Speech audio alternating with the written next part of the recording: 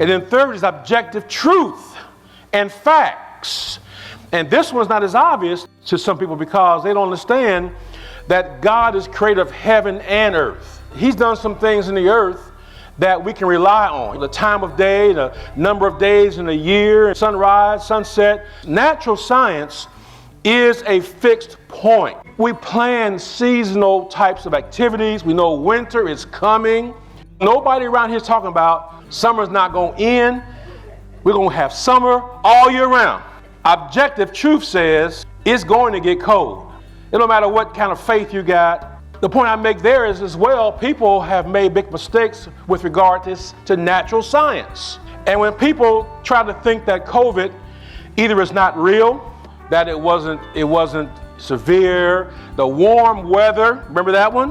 When it gets warm, that'll kill the virus. So all this stuff people were saying was not objective truth. And now we got conspiracies about the vaccine. Now listen, people forget things like mumps, measles, whooping cough.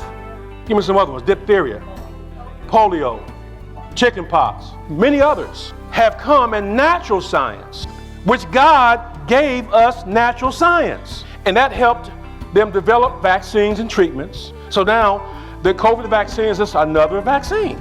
We haven't had a pandemic or a problem for so long, folk act like this is something new.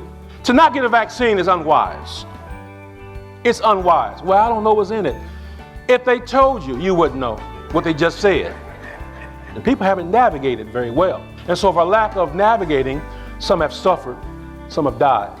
We should have been beyond the worst part of COVID by now. If folks had gotten vaccinated, COVID would still be around, but it wouldn't be as bad as it has become with those who are unvaccinated. We have to understand and respect God is the God of heaven and earth. Here's the issue.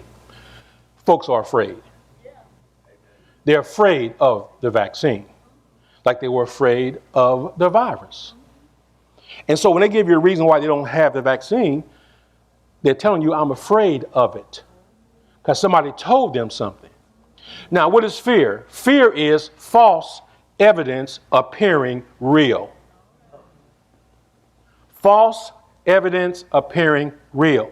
And so they heard something that made them afraid, but they've taken what they've heard as an excuse or a reason not to get it. But their real problem is they're afraid. They are afraid of it. So, have courage.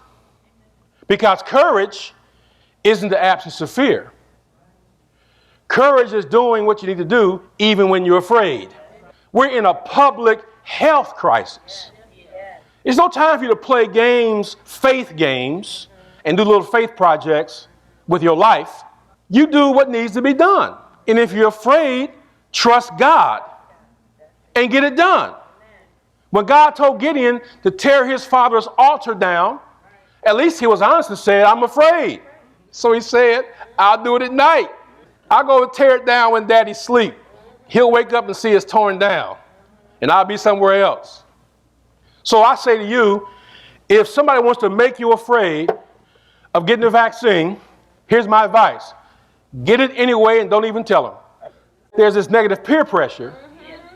There are folk who would get it, but are saying, what would they say if I do? Well, don't tell them. They won't know. You just go get it for yourself. Am I helping somebody? Obviously, I feel strong about this as a public health issue.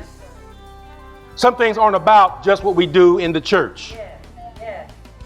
Preachers, we're community leaders. We're supposed to be community leaders. It is wise to tell people to take care of yourself.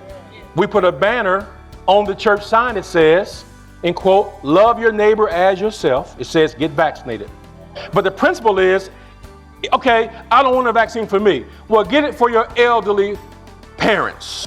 Get it for the children who aren't vaccinated, whom you could infect. Do it for somebody else. Hope I persuade somebody to get out of fear, get into love, and have courage. Amen?